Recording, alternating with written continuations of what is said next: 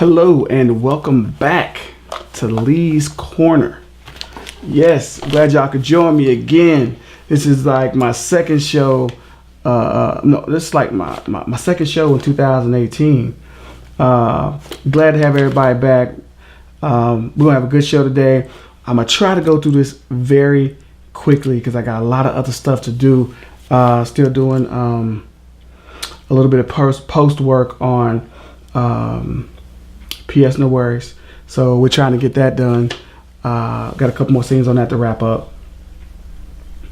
And we're doing some other post work on that. I got a couple different other things that we're checking out and working on too. But I told you guys I had to come back and bring you another Lee's Corner. This is where we bring you like real knowledge and on current events from a black perspective. So that's what we do here. Like I said, we'll go over the rules again for the show. This is like barbershop talk. We pull no punches on this show. Sometimes, the language might get a little heated, but that's how it goes on my show. That's how we do it, Once again, buzzwords like white people, white folks, stupid shit they do. You know who I'm talking about. I'm not going through that again. When I talk about white folks, I'm not talking about every white person. If the white people that I am talking about fit your description, then you know who the fuck I'm talking about. If it don't, then don't take offense, please. Don't take offense. So we got a show today, a good show today on a variety of topics that I think you guys are gonna love. Real quick though, I'd like to get a shout out to the cast and crew for PS No Worries. Phenomenal job across the board. Nothing but A+ work. I mean, we got a lot of stuff done in a short amount of time, and I got some great performances. So like I said, this is another one that's just going to be killer. Trust and believe. Y'all going to love this one. All right, no further ado, we're going to jump into this real quick. All right, so the first thing we're going to talk about is the Me Too movement. All right, as we all know, the actual hashtag started with a black lady. I cannot remember her name. I don't know why. I thought I had it written down, but I don't. But a black lady started the Me Too movement. And she was on the Yahoo News recently, and she was discussing how she doesn't like the way it's going. She says she believes the way it's going right now, that the black voice is going to be pretty much drowned out about the Me Too movement. Me Too movement, everyone knows, is the hashtag Me Too, about sexual harassment in the workplace or other. So people say Me Too and share their own stories of being sexually harassed or whatever the case may be. So she's worried about the movement not being, the black voices in the movement not being heard. Because she started the movement, and then like A-lister white people took over the movement or co-opted the movement. Alyssa Milano and a couple other people started their hashtags, and a lot of people thought that, Alyssa Milano and them started the hashtag. And like I said, I don't have a problem with white people following the hashtag or anything like that. It's when it's not let known who started. Everything that white people do, they're giving credit for it when they started and all this type of stuff, and who did it first and who brought out the hashtag and so forth and so on. And this young woman has been forgotten, and she feels that the black voice will be forgotten. And she has a perfect right to say that. Me and a couple friends of mine, like before, have discussed this before. I mean, because look at what the Me Too movement has spawned into. The Me Too movement has now become Time's Up. White folks took it, cultivated it, and made their own Time's Up. So now, supposedly, I think it's a foundation, and men that get paid more than women have been volunteering their money to go back into this Time's Up movement so they can help fight, sexual harassment in the industry and so forth and so on. I'm like, why don't you just keep it in Me Too and ask the lady who did the hashtag, do you mind if we start a foundation, under your hashtag with of course, you being able to be a part of it because you started it, and we start battling this together. No, it didn't go that way. White folks started their own Time's Up along with Me Too, but they started their own little branding, Time's Up, what I'm saying? So, and it goes like I said before. I was told this a long time ago, and it's actually true. If you look at the history of American history, whenever you're in a black situation and you're coming up with black you're coming up with what I'll say, black groups, black programs, black hashtags, whatever it is. If white folks come to try to help you or whatever, 9 times out of 10 they don't come to work with you. They don't come to have your back. They come to lead you. You know, it's almost as, especially in America, they don't know how to just have your back and say, you take the lead. Like, no, we got this, we got this. Now, whether it's malicious intent or not, that's how it goes. You know what I'm saying? Black Panthers, considered terrorist. NAACP, created by white people. A friend to the white man. You see what I'm saying? So it goes back a long way. You know, if white people are involved, then it's considered, you know, decent and wholesome, and we can talk to you. If it's completely black, then it's like, I'm not sure, you know. And some people will say, well, NAACP is about black people and all this other kinds of, yes, but it was started by white people. It's almost as if they had to give their permission for us to exist, for us to have our own group to fight back and combat racism. And that's the sad part about it. We don't need white people's permission to exist. We don't need white people's permission to have our own social clubs or groups to help fight oppression. But that's what it's like when you're in America.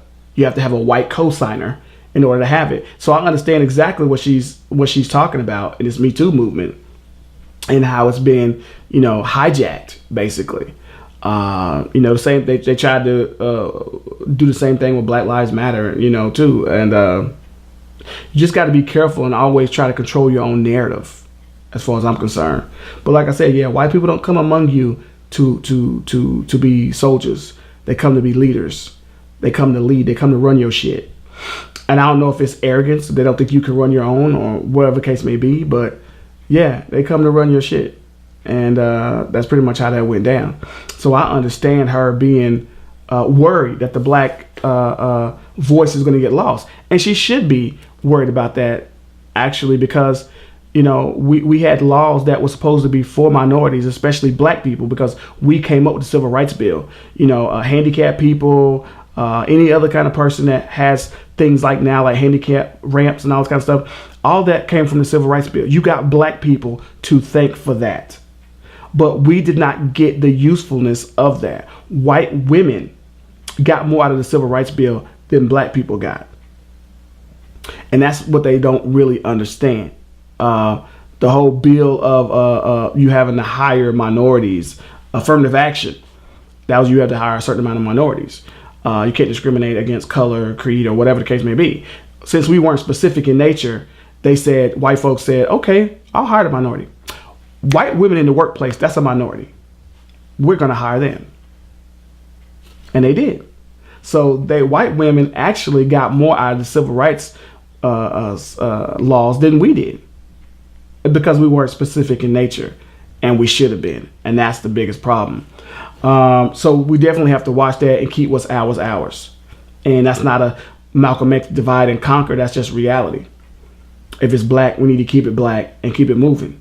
Unless you make it, you know, concrete that no, this is our movement. We got this. Thank you. You know, I appreciate it. You can still help out and all that type of stuff, but you know, we need to control our own narrative, which I truly believe. So moving on to, another thing. You know, I always hear this thing too, though. But Lee, aren't we stronger if we work together? You know, black and white, you know, women fighting for the same cause. I'm like, well, yeah, but we ain't never came together before. And in this country, we don't come together for long. We come together till we fought off the crisis, and then we back to being niggas, y'all back to being white folks, and that's how it goes in this country. We're only singing Kumbaya when y'all scared. That's the only time. And then things change for you because you feel wholesome because you're holding hands with a black person. But, you know, as soon as that threat is gone, it goes back to the status quo. So in that respect, you know, I'm like, no, we don't need to be hand in hand. I mean, you think about the actual women's movement, it had shit to do with black women, it had to do with white women. Burning their bras and all this kind of stuff. That was white women. They weren't trying to bring black women in on that. That wasn't about us. That was about white women. So yeah, you know, we weren't brought in on the white women's movement. So stop acting like we're all got to be together now. And you know, I see a lot of black celebrity women falling into this. Just like we just forgot all that shit. You know what I'm saying? So we need to, as much as I'm all about being inclusive and being together, you know, some things we have to do on our own, because what happens is when you become inclusive, you know, your word is no longer taken. All the laws that are made are for white women. You know what I'm saying? They'll be like, oh yeah, but we fought alongside of each other. Like, yeah, just like civil rights movement. Everybody got rights except black people. It was supposed to be with us, but every protected class, Jews, whatever, they got everything and we didn't. They leapfrogged us and got the rights we were supposed to have. You see what I'm saying? So, you know, you got to be very careful of that when you're trying to make your own brand or make your own black whatever here in America, because you can seriously get hijacked. What else we got here? Oh, let's go to the Olympics. Okay. So you got these white girls basically now who are suing the Olympic Commission's Michigan State because of this doctor who had been screwing with these girls in doctor's appointments and touching them, feeling on them, molesting them, whatever the case may be. Here's my question. For those who reported this guy, did you ever go back to him? And if you did, where the hell was your mom and daddy at? Talking about now, from now on, they're going to make it to where when these gymnasts and athletes have to go to a doctor that, you know, they have to have someone else present in the room. Shouldn't they always had to have someone else present in the room? Where was their mama at? You've had complaints. We know you tried to cover it up. Why didn't these athletes go scream to high heaven? Oh, we reported it. Well, you should have reported it again. You should have took a video camera. You should have took your damn phone or anything else. Or matter of fact, why not just say, I refuse to go to this guy? That would have red flagged so many people. I refuse to go to him. Give me another guy. I mean, I used to love playing football, but it ain't worth somebody, you know, fondling me to keep playing. It's just not. That's the kind of stuff you just let go. I was like, okay, well, this ain't for me then. And I'm going to scream to high heaven, because if you make me give up my sport, I'm going to cause all kind of holy hell. So I'm not blaming the victim. I'm just saying, where was the parents? And why didn't some girl punch this guy in the eye? You know, somebody's always talking about, well, you don't know what it's like if you're a girl and you're blaming the victim. Ain't nobody blaming the victim. We're talking about use some fucking common sense here. Let's use some common sense. Damn, what is going on? Your mama told you where people shouldn't be touching you and where they should be touching you and where they shouldn't be. Good. Have we not been told about good touching and bad touching?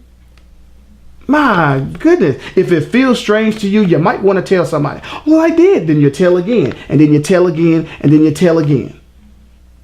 That's how this works. I tell you something else that was funny too. When they were in the courtroom, I found that to be amazingly funny. They was damning this dude to all kind of hells and damnations. You're going to hell, and I hope you find this, that, and the other. I hope Lucifer's waiting for you with a pitchfork. It was hilarious. And I saw, like, wow. I said, I think about all the black people who have had folks killed by white folks, like the guy that killed all the people in the church in South Carolina. When cops kill folks that are black, you got all the mothers and everybody coming, we forgive you, and we forgive you. Black folks forgive so easily, to their detriment. White girls talking about, I hate you. And you know, the newscasters sit there and the people that's reporting the news like, yes, I can feel her pain. It's just, oh wow. When black folks say, oh, that was so big of them to forgive that guy who killed all those people that were black. Oh, that's so crazy. Because we can't hate. If black people hate, we fucking animals. Oh, I know he killed your son, but maybe your son should have done better. Oh my God, all that hate and vitriol. Oh my goodness. But when white folks hate, it's okay. It's okay to hate when they do it. Because it's always for the right reasons.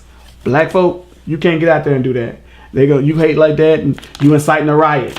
Or you're doing this, or you're doing that, or you're trying to get other people to join you and doing it. I'm like, get the fuck out of here. You gotta watch the news. Watch what I say, because it's amazing. You know, white folks can hate and it's all right. Black folks try it and just so terrible. I can't believe that they would do that. Hold on, somebody hit me up.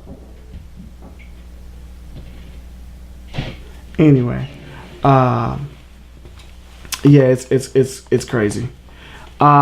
But yeah, that's the only thing. I thought it was kind of interesting, the way that black people handled it and the way that they handled being molested.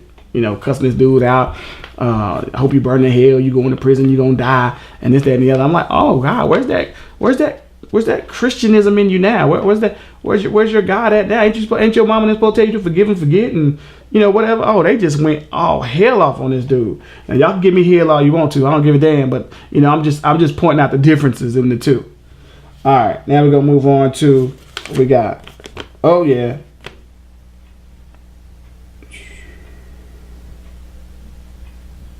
Okay, so yeah, we going to white boys shooting up places. Now, see, this is what I don't understand. You got white boys in Kentucky, they shooting up schools and stuff like that. White boys are always shooting up something. And then you had the one kid from Virginia Tech. White boys are the biggest terrorists in America. Always have been. You stole a country, killed the Native Americans. You imported slaves to kill and to build your country for you.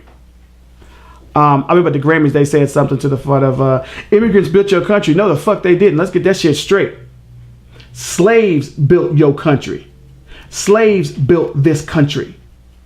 Now, after the infrastructure was put in, immigrants who came over here, people who chose to come over here, who migrated, who chose to come over here, built off the black foundation. Worked on the shipping yards and stuff, all that. But that's after we built all the shipping yards. After we built New York City. After we built California. After we built everything. Then they came in and after everything was put into place, said, oh, okay, well, we're going to do this. So let's not get it twisted. That's first of all. Second of all, these school shootings. White boys are the greatest threat to America ever. They're the biggest terrorists. They'll never label them that because it's their own. And who is ever in power is never going to label their own, even if it's true. They're never going to label their own as the problem. Oh, we'll choose Muslims. We'll choose this. But the statistics don't lie. Add up all these school shootings.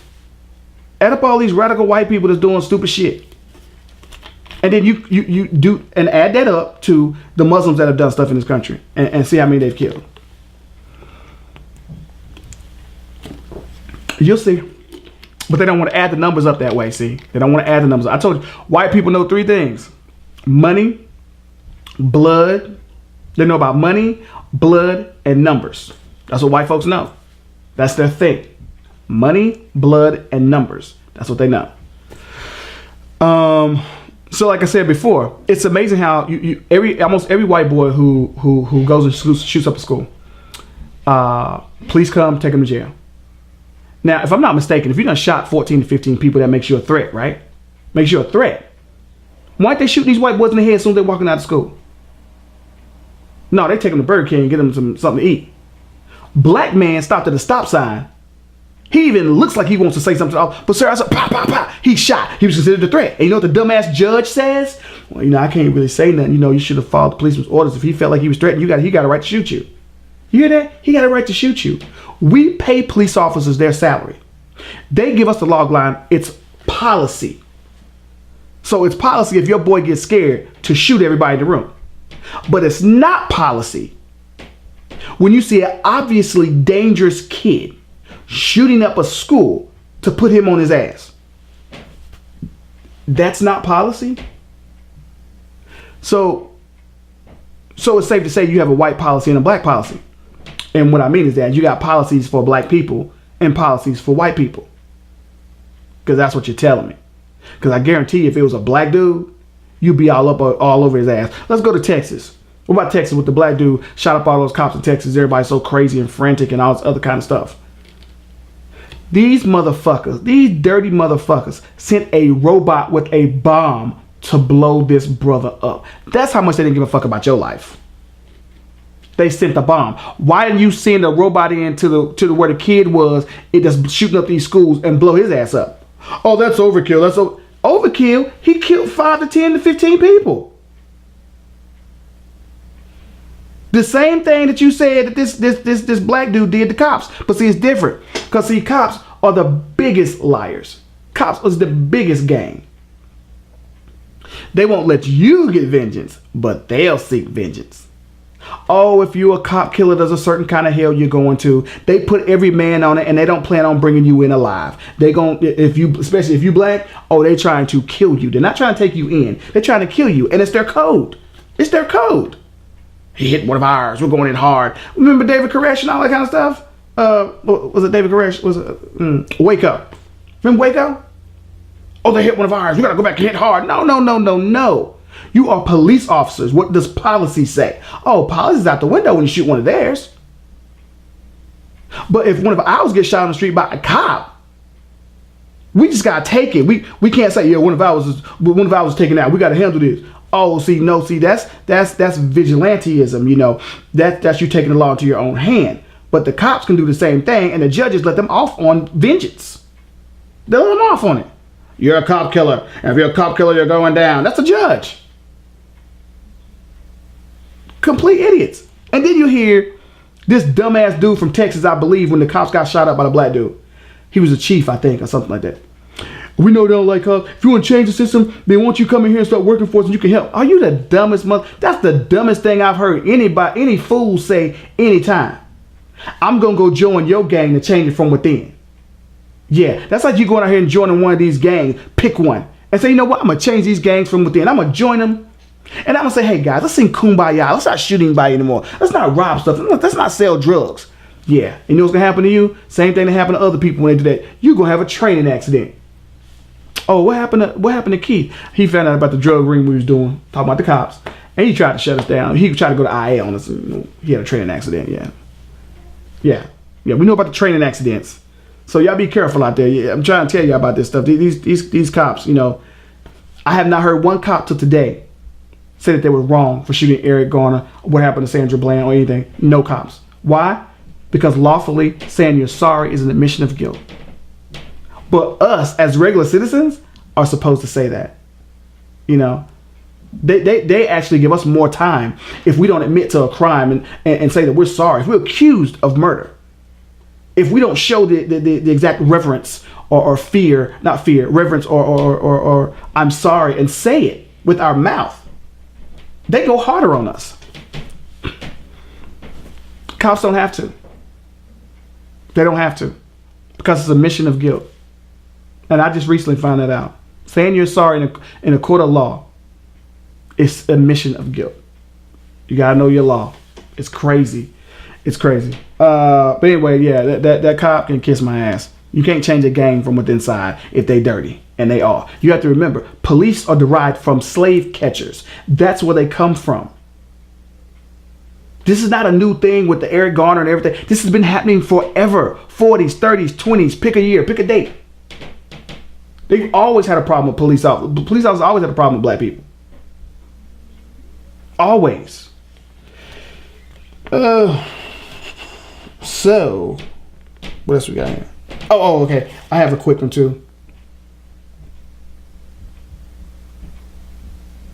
Oh, here's another quick thing too. I remember when people say all lives matter, try to water down our movement by saying all lives matter, you know. And it was the dumbest thing because white people who say that, whenever you hear those buzzwords like they're taking over our country, we want our country back, make America great again, all lives matter, what you hear is a rallying cry for white people who are scared of the darkening of America. Now, they want you to come here, build their bridges, make their roads and everything else, but they don't want you to have anything else. The minute you get a skosh of something going your way, they want to block it. How dare you talk about you have it so bad in this country and all this kind of stuff. These cops kill you because you're bad people. Okay, what the fuck ever.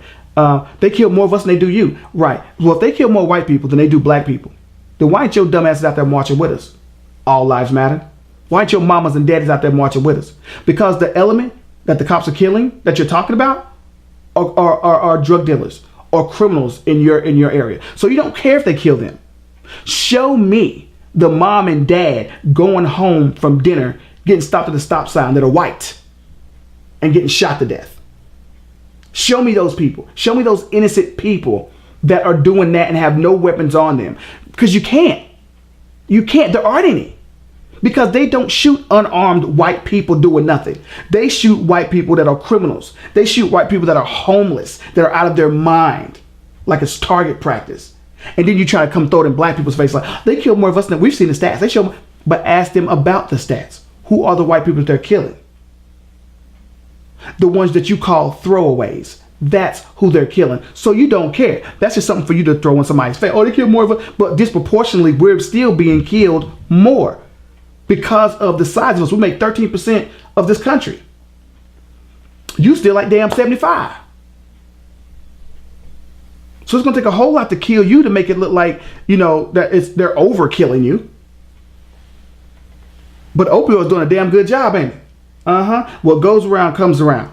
When crack was here, we was criminalized for being on crack. We was criminalized for people having a drug issue. Hell, you wonder why all black people on crack the way we was treated on this country. Shit, you crazy? Now that the white people going through it, it's not their fault. It's not their fault. When it's white folks, it's it's substance abuse. I don't know what got into them. When it's black people, it's they doing that drug shit. You know how they do. That's how they do. They criminalize everything. Everything that black people do, they criminalize it. It's called race laws. So go check it out for yourself. But anyway, I think I made my points here today. Excuse me. So, and my final thought, well, I'm not going to go into that. I'll tell you that on the next one. The next one, we're going to have a great show. We're going to have an even better show. We're going to talk about something I found out about. I've been noticing an uptick in California in certain places where Asians are dating a lot of white boys. And, I sat down with a couple of my friends and tried to get to the bottom of this. And like, what's something new under the sun that I don't know? Because I'm starting to see a lot of light-skinned Asians with white boys. Now, it don't matter what they look like. They can be ugly, pretty, whatever. But as far as the white boys go, they just got to have one on their arm. And then I noticed the dark-skinned Asians are dating black dudes. You know what I'm saying? What's going on with that? So I was wondering if that was something there. I had a few talks with my friends. Y'all going to be amazed at what I found out. Anyway, that is my time today, guys. Thank you for sharing. Thank you for coming and sharing your time with me on another Lee's Corner. Like I said before, I hope all these topics hit home with you. And like I said before, once again, the whole white people thing, if you don't fit that criteria, I ain't talking to you. If you do, then yeah, take offense. So yeah, this has been another great Lee's Corner. I just want to tell everybody to I'm finishing up PS No Worries, my new horror movie that's coming out pretty soon, and you can still find What Might Have Been My Love Story and Cop Killer still out there on my website. It's Phoenix22rising.com, Phoenix22rising.com, www.Phoenix22rising.com. Y'all can go get those two today. Like I said, after finishing my third movie, which is PS No Worries, it's called, I think it's my trifecta. I got everything I need here. That's going to be my collection for a minute. And I'm just going to be marketing and trying to sell these things and get them out there. If not the movies, the scripts. If not the scripts, the movies. Hopefully both of them. It's like a Netflix or Hulu, anything. Because y'all know we got to keep it moving. But I would love to continue to have, you guys that have been supporting me. I really appreciate y'all holding me down. I'm trying to give y'all what y'all want. Black people are always talking about we need more black movies with black people in it about different stories. That's what I'm trying to give y'all. It's up to y'all to take it. I can't make you get it. So I'm giving you what you want. I want to also say people need to go out and support Black Panther, and don't just support the movie. Let it inspire you to go out and do something black yourself. You know what I'm saying? Make your own movies, make your own music, do what we do. It ain't got to be even music or movies. Go do something else. Make your own empire. Do what you do. Support black excellence. That's all I'm asking people to do. Support black excellence. And for the Black Challenge, I want all y'all to go out today on Facebook, Instagram, anything, and say something good about black folks. I don't care what it is. Say something good about black folks. That is the Black Challenge. That has been my time. This is Lee signing out from Phoenix 22 Rising Productions. Y'all have a great day. Stay safe.